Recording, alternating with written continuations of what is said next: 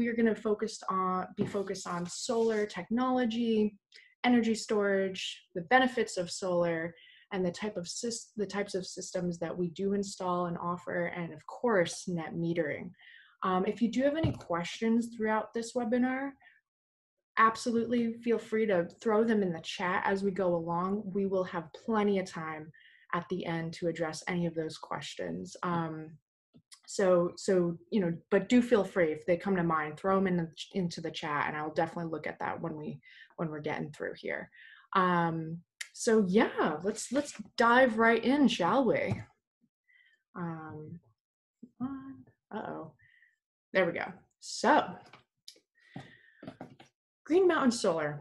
We are not a huge commercial company. We're a local business based in Williston, Vermont, and we have a small, extremely dedicated team.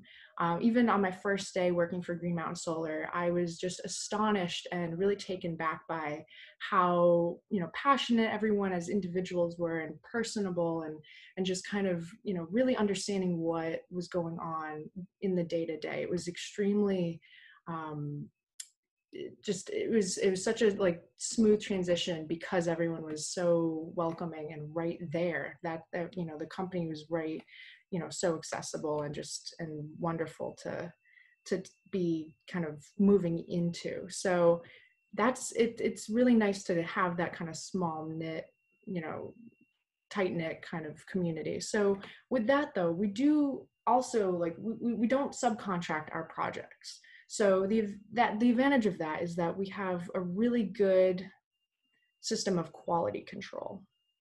And, and everyone knows, even within the office, regardless of department, what projects and installations are currently taking place or happening that week, and a lot of the day-to-day operations, which has a huge advantage because there's that quick communication. There's also the understanding that of customers' needs, and really knowing who the individuals we are, working with, and what we can do for them. So there's that really nice coherent system. And also another advantage of being a little bit smaller is that we do have control over our mission and our morals. We set the standards for ourselves. We're not getting directions from any higher ups per se, of what we're prioritizing in our messaging this week, or what the industry needs. It's really about you, and I absolutely wholeheartedly believe that that's why we've been so successful to this day. And we really do practice what we preach. We offer local financing. I believe it's a 3.99% financing, which is, as somebody who has student loans, I would love that interest rate. But yeah, and another advantage of being a smaller company is we offer some seriously high quality products, and we'll get into that a little bit later. So let's talk about how solar works. I think it's a really, it's beautiful to drive by and you see solar systems on homes, or on the side of I-89 in Vermont. But why are people installing these systems? What are you actually getting out of that? So I'm just going to direct you right into the meat of this diagram right here. So solar voltaic or photovoltaic panels, the ones that we use, they have photovoltaic cells.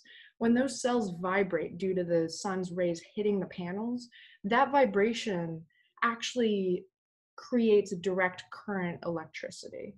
And that's wonderful. It's great that it's creating that electricity, but direct current is something that no appliance in our house is going to pull from in terms of amperage. That is something that's a type of current that we actually can't use. So the real meat and important factor of any solar system is the inverters. The inverters are the translators of any solar panel system on your house, ground mount, tracker. We'll get into those types, but an inverter is incredibly important to have, because otherwise your panels are just helpless rectangles sitting on your roof. So the inverter takes the DC, the direct current electricity, and actually translates it into alternating current, which all of our appliances use. and all of our appliances draw from that type of electricity. So I think that if you do any research at all in terms of solar, and have any further conversations with us, really focusing on, asking any questions about inverters, types of it, that is going to be, panels are pretty, but the inverter does the work, really. So once the power is past the inverter and translated, it has a decision to make when it meets the meter. The meter is the power, the power has a decision to make. So it will either go back into your home depending on the demand that your household has at that moment, or if you're storing energy or whatnot. And if you are actually producing excess energy, that energy is going to go to the grid, to the utility company. It's going to be sent out of the home. And that in itself makes the meter run backwards. And so when you are actually racking up credits by sending the power out, and then when the sun goes down, you have a rainy day, it's just a long night, and you're drawing a lot of electricity, that power, you can kind of call on those credits almost, and that power is going to be sent right back to your home, and you're not being charged for that unless it exceeds the amount that you kind of sent out. But that's going to be, this kind of gets into net metering and that, but that is the basic system of solar. If you understand those things right there, you understand how solar works. And I think it's just a really fascinating technology. Yeah, Paul, is there anything you wanted to add to that, or you think I described that pretty well? No, I think you nailed the basics of it. Awesome. All right. So I'm going to move on from this diagram. And of course, if you have any questions about this, the system at all, please do put it in the chat, and we will address it as soon as we can. I'm just going to, all right. So we offer three types of solar there are three types of solar in general. You have grid connected, battery backup, and off grid. Grid connected systems are the most common systems in Vermont. They are in real time, immediate assurance that you will have power no matter what. Having a solar system on your home is an amazing thing. It's great, but it's almost, it's a beautiful added bonus, and it's something you absolutely should rely on. But if anything were to happen at all, you will always have the grid. You will always be able to have power no matter what, 24/7. Of course, if the grid goes down, that's a whole other thing, and that's why battery backup is a good idea. If it is still grid connected, if you have a battery backup system, you are still grid connected. But if the grid goes down, like a tree hits the wire in a storm or something like that, you can run your system off of batteries. Yes, batteries are bigger than your household AAA, but it is, it's pretty amazing, and you will be able to have your essential needs and appliances right there for you, like your fridge and things like that. So it's pretty notable to have, you still want to be grid connected, but you do have that independence. Off grid, now that's, you're technically on your own, and you will most likely, no matter what, to just say it kind of frankly, need a generator as an extra backup if you don't have enough energy stored. Off grid, it's an interesting concept, and some people do it, but you do not have that true safety net. And maybe that's why it might seem appealing at first, but when push comes to shove and you're really in those dire straits for energy, being totally off grid does limit you in terms of your ability of what you can do with energy. But we can absolutely elaborate on all three of these types, especially after the presentation. So the cool thing about Green Mountain Solar is we really focus on exactly what you need as a customer, exactly what your needs are as a home in terms of your power demand. And we offer three types of installations. We have rooftop, ground mount, and trackers. Rooftop solar, as you can see on the house there, is the most common. And why would it be the most common? Well, it's because it's something we all essentially have. We all have roofs. They're going to get hot and collect energy anyway on a hot day. We're not storing things up there. It's actually just kind of the space that happens to exist, right? And if they're, aimed in the right direction, especially for solar, then that's something to work with. However, it is the most common because, again, most accessible, but it's a limited space. And that's why having ground mount as an option is a really cool thing.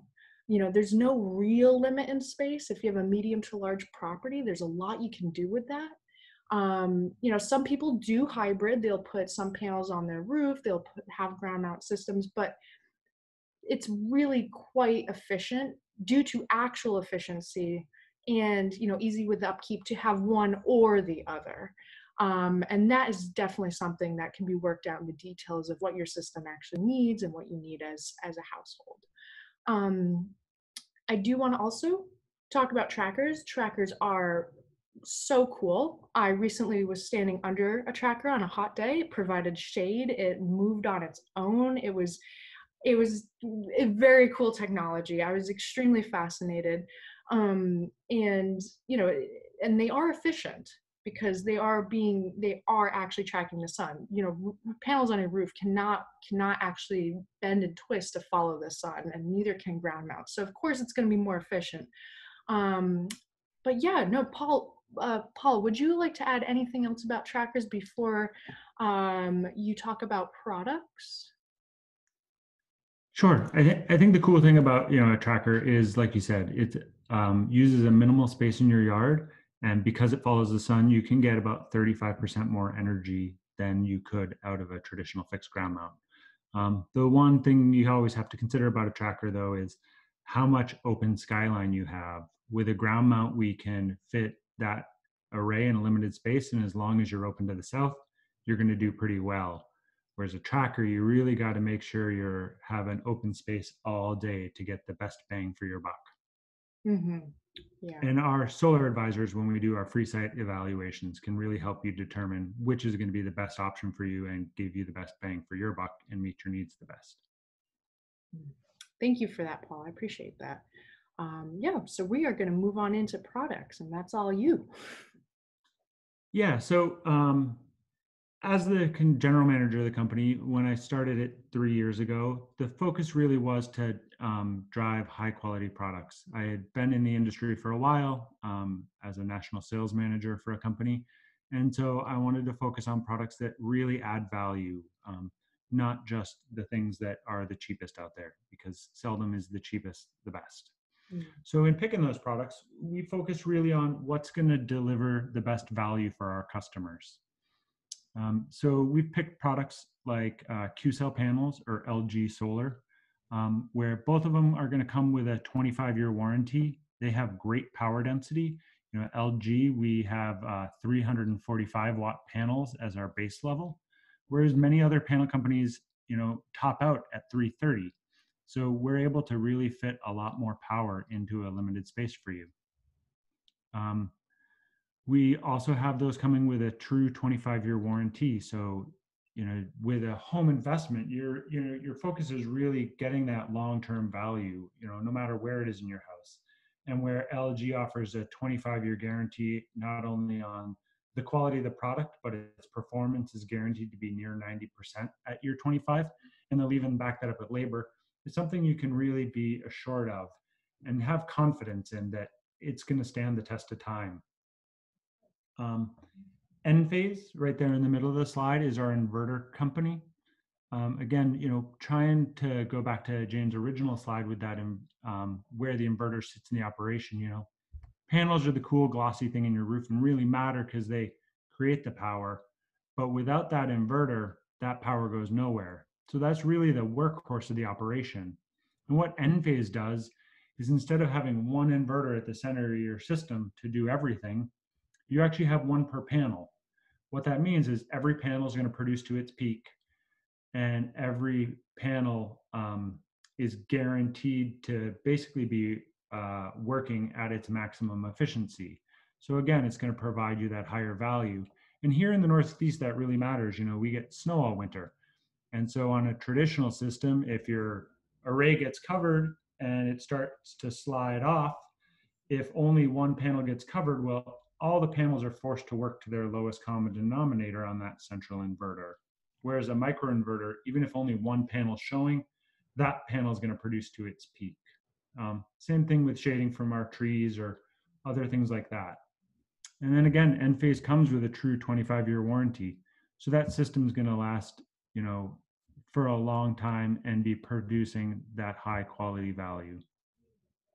And we also made up with their Enphase inverters, not on this slide, but we're a Tesla partner as well.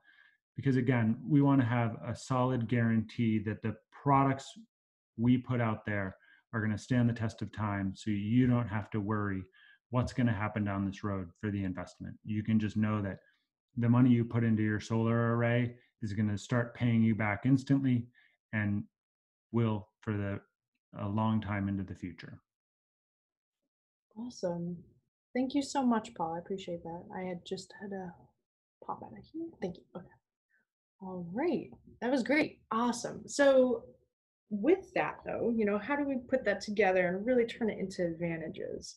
So the whole goal here in terms of, solar, or one of a very important one of many, is to, significantly reduce your electric bills. And it all depends on the size and demand of the system. And but the thing is, you could be, getting a payment rather than a bill. And I think that that's extremely notable. Obviously, things do differ, but we will definitely talk about all of that. But let's really focus on like heat pumps. So heat pumps are usually very energy efficient, and a heat pump is, used to heat and cool your home. It's a great alternative to furnaces and air conditioners. And the best thing is, heat pumps use electricity, and that's what your panels are producing. So the combination of installing solar panel system with heat pumps, you've got a very good thing going for your household there. And with that though, we, as Paul did mention, we offer a 25-year warranty on mainly panels, but and then so obviously your savings should last far beyond this. This is just what we do guarantee. And then in terms of environmental sustainability, solar energy is infinite, unless the sun explodes, which last time I checked is not happening anytime soon. It's one of the most cleanest forms of renewable energy, and it is almost always available. It's resilient. It's solar is incredible, and the fact that we're harnessing it at the rate that we are, and our technology is becoming so much more efficient, our actual potential to really use this to our advantage as human beings on this planet is astounding. And one other point I just want to mention is that, regardless of the age of your home, solar is a home improvement, and it is a lasting one, a long lasting one. And you can turn those, typical electric expenses, which we all know, especially with heating your home in Vermont in the winter and things like that, can be a lot. You can turn those expenses into a true investment. I like to make the analogy of it's mortgage versus renting. With a mortgage, you're investing, you're building into something. All your monthly payments are going into something that you are going to truly have for yourself. When you're paying rent, you're just paying rent to someone else. You're never going to see a return on investment on any of those payments. It's a sad, unfortunate reality. But with solar is like that mortgage. It's truly that you're investing in something that's only, it's only going to be better for you long term in terms of your expenses and savings. And I think that that's a great way to just jump right into the economic benefits of solar. Like I said before, it does lower your electric bills. You will save money, especially when you look at a long-term graph. You are saving a significant amount of money. and you're not paying into this empty system of paying utility to send power, through the grid to you. Um, I think that's extremely notable, and there's a lot of conversation that can take place around that too, and everyone's needs and demands are different, but in the end, you are saving a ton of money. And it actually really does increase your home resale value too. So of course you're going to be pocketing that, and and now another person can have solar on their house because that's something that you're perpetuating, and it's a good thing, I think, for the planet and just for other people to embrace the systems as well. So if you're selling your home with solar on it, obviously great on tax credit front, with federal and state tax credits. Those are more immediate kickbacks in your direction. So of course that's awesome. We want you to have the money you deserve to have. And a very important thing here is it's a very positive feedback loop in terms of keeping your money in the local economy, which is a huge, it's kind of why we're so proud of being local. We're supporting Vermonters. We are Vermonters, and we want to keep this not necessarily a closed system, but we want to keep it a really positive feedback loop of growth. And that is it's what makes us different. And then with that, like, net metering is an amazing program. And I'm just going to hand it right over to Paul for elaboration on that. Yeah. So as Jane was saying, solar is a great investment in your house. You're taking a monthly expense of your electric bill, and instead of sending that money off to the utility each month, you're investing into your solar array. Whether you pay for it directly or financed, you now control that level of energy, and you're going to produce that long into the future. What makes that all work is what's called net metering. So it's that idea that Jane hinted at earlier, where the power comes off your roof, goes through your inverter, and then if you're drawing it at your house in real time, you're going to use that. But oftentimes on gorgeous sunny days like we were having all of last week, you're producing way more than you're going to use at any given time. And so you need to be able to use that outside of that area. So what happens is net metering. So that's simply the idea that as you are producing excess power, you're going to spin your meter backwards and it's going to go out to the grid. And you could kind of think of like the grid as a battery, if you will. Not that it's going to keep your power up when the lights go out, but that you're racking up those energy credits on the beautiful sunny days. So whether it's nighttime or the colder, shorter days of winter, you have that bank of credits to use at a later date. So when there's no sun, you actually can still benefit from the solar power because of net metering. And so even here in cloudy Vermont on a day like today, my house is solar powered. I'm banking the credits that I had from the last couple days and using those to power all my actions at my house. Wonderful. Thank you. So in Vermont specifically, we actually have a great net metering program, and it's the main driver of our incentives at the state level. So in Vermont, not only do you get one-to-one net metering in most areas, but we are in for most utilities, what you might call a net metering plus situation. So what the state has said is that there's a benefit to net metering. Having solar out there helps us reduce the amount of pollution in the state, our carbon footprint overall. And so there's that environmental benefit, but there's also a benefit to having solar dispersed on the grid. These distributed energy resources help not only your house, but your neighbors. And then also the utility to defer upgrades, because now we're having little bits of power out here around the grid to help support all of that infrastructure. So what they did was they put an incentive on that. So for all the renewable energy value, you get a penny on your electric bill. And then for that preferred siting or having all that dispersed energy resource out there, you get another penny. So 2 cents extra value over what the state base rate is of right now 15.4 cents. So whereas GMP right now is charging about 16.8 cents for everything, most customers will get 17.4 cents back for everything they produced. So it's about a 5% increase in value for what you produce as solar versus what you would actually be paying the grid for. And again, that's because we're helping the state meet our renewable energy goal of being 100% renewable by 2050. So it's a not again not just a benefit for you, but benefit for the state and the environment. Absolutely. Thank you for that, Paul. Yeah, and then I am actively monitoring time here, so I just want to hit on energy storage real quick, and then we'll jump into our final activity.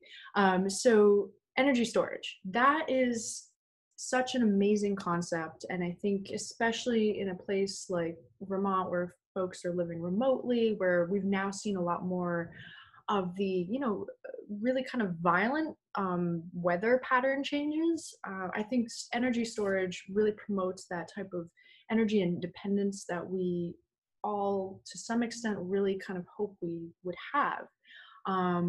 So that excess energy that you produce, if not going back to the utility and everything, you can use your solar system to actually fill battery basically. So for whatever reason the power goes out, you will be able to keep things on and running, like fridge, lights, phone chargers, heating systems, that type of thing, if they're running on electricity, obviously, and other essentials like that. And that really does make the difference for folks. And it's something that you will have different energy storage needs. You may have different preferences of how much time you would want to be able to have backed up in terms of what can be used in when the grid goes down, and things like that. So it's a really amazing technology.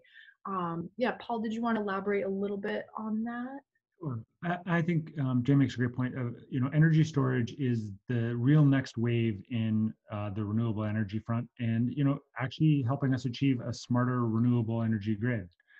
So, one of the common misnomers with solar is that, well, as long as the sun's shining, even if the grid goes down, my solar will power my house. And unfortunately, that's not true because solar right now can't really throttle up and down like a generator. So what would happen is if it's a bright sunny day, but you still had no load, that power is going to pump into your house. And if there's nowhere for it to go, it would force it back out onto the grid where unfortunately a lineman or someone else trying to fix it might get zapped. So solar is designed to actually shut down when the grid goes down. With a battery, now you have that smart brain in the middle that can say, hey, I don't sense the grid presence here. So what I'm going to do is pull all that power into me as the battery and then slowly disperse it out. Or it could say, hey, no one's home. My charge is full. I'm going to just temporarily shut off the solar system until I need to call on it again. And so it really gives us an assurance that when our power goes out, we can still maximize the benefit of our solar array. Absolutely. And that is truly key. So with that, I mean, we've hit on a lot of important topics. Solar is an all-encompassing thing that, a lot of different categories are impacted very positively by it. So with that, I do want to move into our question portion where it's fair game, open floor for anyone who wants to ask any questions regarding energy storage, solar, what have you, or even just about Green Mountain Solar as a company. Totally happy to answer any of those questions. But first, I just want to point you over here where when I do take you off of screen sharing, which I can do almost in real time here, you will see the participants kind of window come up, and you can kind of see that list of folks, and then just kind of click on raise hand if you want to ask a question, and I will unmute you, and then you can totally ask your question. That's the goal here. So yeah, if you have any questions or any problems at all, just write it into the chat, and I will help you navigate that. But I'm going to take us off of, well, actually I believe you can do it with screen sharing. So I'm going to keep us on here then. So with that, is there anyone who would like to ask any questions? And then we do typically have some commonly asked questions too. Oh, Jackie. All right. Oh, sorry. You can hear me? Yes, I can. Oh, awesome. I am an undergrad. Well, actually, I just graduated from UVM. And I was just kind of curious in terms of the company itself, kind of like, is there a new sort of clientele that you think you guys would want to get into? It seems like you do a lot of residential. I don't know. I think I've kind of like had in my head a lot just thinking about like solar in terms of commercial buildings or, you know, having like a law. Like I know in one city there's like you have to have like some sort of renewable energy or LEED certification in order to like build in the city. I didn't know if you guys were like thinking ahead to any sort of laws or yeah, and any sort of clientele that you're trying to tap into that's been different than just residential. Yeah, Yes, this is I'm sorry, go ahead. Paul. So we do, residential is our bread and butter. Starting out as a small company, I chose to focus on that because, it's a really quick turnaround and much easier jobs. As we've grown, though, we have gotten into much larger projects. So we did a project for architectural metal supply in Richmond, where we not only were able to power their house, but or their office, I should say, but we actually were able to put a lot more power back out onto the grid. And so they were actually sending the additional power to one of their friends who owns a hotel up in St. Albans. We're also actually finalizing at the end of this week 2 large commercial projects in Burlington that will be used for a local marketing company and then another business. So I guess I should say, yeah, we look at all aspects of that. We've competed for some town RFPs, things like that. But I think residential right now is our main focus, just for the scale of our company and our deliverability, if you will. Thanks. Also, congratulations on graduating. Thank you. Yeah, wild time. Yeah. All right. Anyone else for the go? So I see Christina Bishop had a question on what are the current tax credits and rebates. So currently, there is a 26% federal investment tax credit on the solar system. So what that is it's 26% off the total system cost. So just to use easy round numbers, for every $10,000, you would get a $2,600 tax credit that comes right off your income tax liability. So the nice thing there is, again, for round numbers, if you owed $10,000 in taxes, unlike a deduction where it just decreases your liability, it actually decreases your overall payment. So now you would only owe $7,400. So it's a really great value for folks who are able to take it. And the great thing is, let's say your income is disrupted or something like that, or you just don't make enough money to take it, the government actually allows you to take it over the course of 5 years. So you can slowly, year after year, reduce all your tax liability to down to basically zero on your income tax to take advantage of that solar system. In terms of rebates, there's not really much here in Vermont. Again, net metering is our biggest incentive. So what you're going to get is that excess value on the credit of your net metering for 10 years. And then you can use that to help pay down that electric bill. But those are the main incentives we see right now in Vermont. At a commercial level, they get a 6.24% state income tax credit. I believe it's what it's set at right now. So they get that one additional benefit for businesses.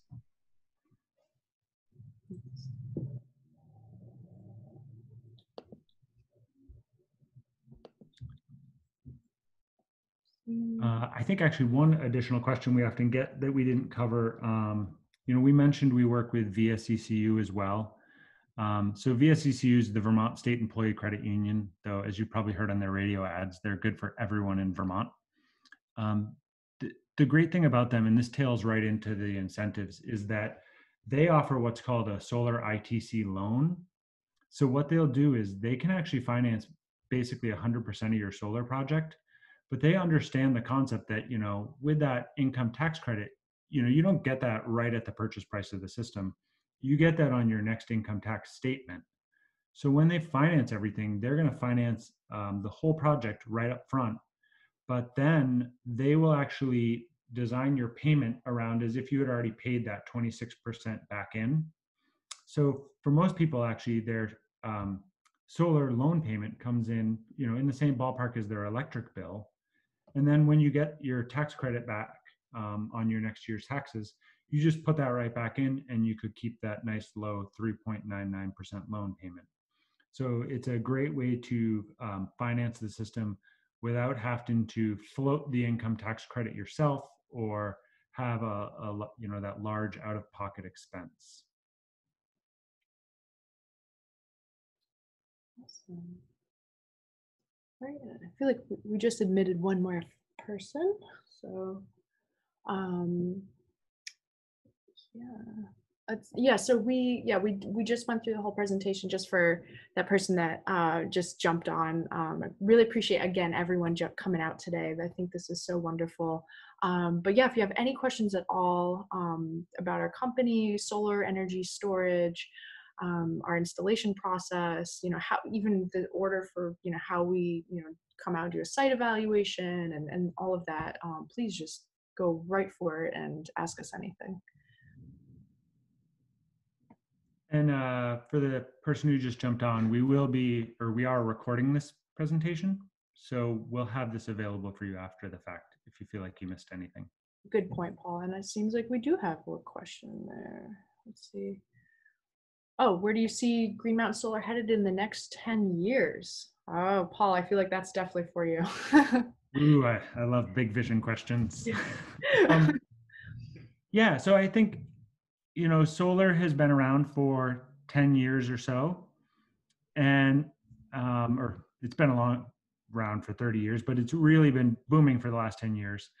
And, I don't want to say we're at the apex of it because we only have about 10% solar penetration in the state. So there's a lot more to go. But I think batteries are going to be the next big wave. As we get more and more cool technology in our lives, from electric cars to phones to more people using heat pumps, what happens is we have a lot more demand on the grid. And so what would happen if we just tried to meet that with our existing grid is that we would have to have a lot more, as the utility calls it, sticks and wires floating around the state, and they'd have to get a lot bigger with more line upgrades. The cool thing about batteries like solar is we can actually disperse those resources around the grid. So, if I have one at my house and then, my few neighbors down has them, those can work with the grid or at your own home level to help offset peak loads. So instead of that problem where everyone comes home from work at 5 o'clock and instantly turns on their AC in summer and plugs in their phones and maybe plugs in their electric car, and it really spikes the amount of demand on the grid, we can actually have that still happen, but then everyone starts discharging their batteries and is really able to offset that peak. And the key there is not only, offsetting the peak to save those customers money, but when we have those giant peaks, that's actually the dirtiest fuel and dirtiest power around. Some utilities basically use a modified jet engine to power that. And so it's, as you might imagine, a jet engine produces a lot of CO2 and other unbeneficial pollution. And so the batteries can just offset that with, power that they've stored overnight or from your solar array or wherever else, and save us pollution and money and just make us a smarter grid. And I think maybe the next thing is, we're starting to see a lot more smart home things like Nest thermometers, smart water heaters, things like that. So we'll probably look to see how we can incorporate that into the solar and other things. Nice. All right, and Hitesh, wondering what kind of batteries do you use? What are the pros and cons of those batteries compared to others in the market? So yeah, if you want to take that as Happy to well. jump in on that one too. Sure. So right now we use two main battery companies. We use the Tesla Powerwall, and then we are starting to use Enphase's Ensemble system, which is just coming out. So there is a lot of different battery companies. We've actually also used 3 other different battery companies in the past, and still kind of use them on custom projects if necessary. The reason we've settled on Tesla and Enphase is for their functionality. So, we've all heard of the Tesla Powerwall, and or I think most of us have. GMP uses it for their grid projects. The reason that's a great battery is because they use their car production to offset the battery production cost. It actually offers a great bang for your buck. You get a lot of power at a decent price for it. It's also, they put a lot of R&D and gotten a lot out there. So it's one of the most reliable batteries on the market. There's very few issues with its performance, and it, whether the grid is up or down, it tends to function properly. Whereas some of the other companies who are just kind of innovating startups and getting out into the market have that problem. We like the same thing about Enphase. Enphase does it a little different though. What they do is they use a slightly different battery chemistry, and they make their batteries a lot more modular. So whereas a Tesla Powerwall, you can basically get 1, 2, 3, or 4, and each one of those has about 13.5 kilowatts of power. The Enphase we can do in segments of 3.3 kilowatt hours per, from that base model of 3.3 all the way up to 40 kilowatt hours. And so we got a lot more scalability to that for customers who we really want to fine tune that. The other cool thing they do is they can talk directly to the microinverters that we talked about earlier up on the roof. And so you really have a symbiosis in that system where it can throttle its own power up and down, versus basically with most other batteries, it's just an off and on switch. So it really gets into that smart decision making, where it can say, hey, here's my load and here's how much I need to produce on the roof. And I don't need to draw from the battery at all. So yeah, those are our two, and that's the decisions we've made based on the reliability of the technology and the features it offers. That's great. Yeah, anybody else in the queue? I don't see. We could address a very common question that we get all the time, and that is, will our panels run during a power outage? And I feel like, Paul, you'd be able to elaborate on that pretty well as well. Yeah, so I did mention this earlier, but it tails nicely into the battery, is that, again, one common misnomer is that if you have solar on your roof, or ground mounted tracker, that your system will provide you power as long as the sun is shining, even if the grid goes down. And again, that's just not the case for safety reasons, that solar has yet to be able to throttle like a generator. And so if you were to be producing excess power beyond your house loads, you risk sending that back to the grid and then zapping the lineman who's working so diligently to try to get our power all back up. And so that's where the batteries come in. They sit in that nice middle spot where they can make the smart decisions to see, okay, do we need to draw power into the house?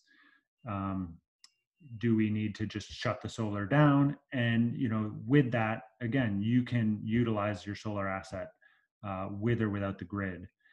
And so it provides you that kind of comfort and reliability to know that, hey, you're going to have power no matter what, basically. And that, if the sun is shining, you get an infinite amount of power. The other nice thing of a battery versus just using a generator for when the grid goes down is, you know, you already have that asset on your roof, like I said, so you're going to use that to power you versus having to put additional propane into your generator. Or, you know, some generators run off gas or diesel, and you got to wheel them out of your garage each time and fire it back up. And, you know, the battery's just there. So the grid goes down and basically instantaneously you switch across, and some people don't even notice the change. Absolutely. All right. Well, thank you for that, Paul. Yeah, and it seems like I don't think there's anything else in the chat currently. Any last minute questions, folks? And totally fine if not. You don't have to feel pressured into asking anything. But yeah, anyway, we are recording this, so anything that you missed, especially for those that came in a little later, yeah, just feel free to go through this and reach out via email, and or give us a call, any way, any method, messenger on Facebook, that kind of thing, any method you want, that's convenient for you to get in touch with us. We monitor very, very closely and are there for you. So, you know, please don't hesitate to reach out about anything. But yeah, I really, yeah, go right ahead, Paul. Sorry. One other point to hit quick too on questions is, if folks have specific questions to their house, we do offer free site evaluations, where, you know, our focus is on the educational value. I very much believe that if people understand how solar works and how battery backup works, it just makes sense as an investment in your home. You know, it's one of the few ones where you can actually monetize, you know, the value of that investment by what it's going to produce for you. You know, whereas some other, you know, great home investments like a garage or things like that, it's somewhat of a qualitative value, whereas solar, it's very much a quantitative value. So we do that free site assessment, and we really focus on the education. We're not going to come out there and try to twist your arm or hard sell you or give you some fancy pitch about, you know, you're going to go save the planet, although it has great environmental benefits. We just want to help people understand how it would work for them. And so it's a great way to ask specific questions around your house or business. Thank you so much, everyone. I'm so happy that we were able to do this today, and I appreciate your engagement. Alrighty, bye-bye.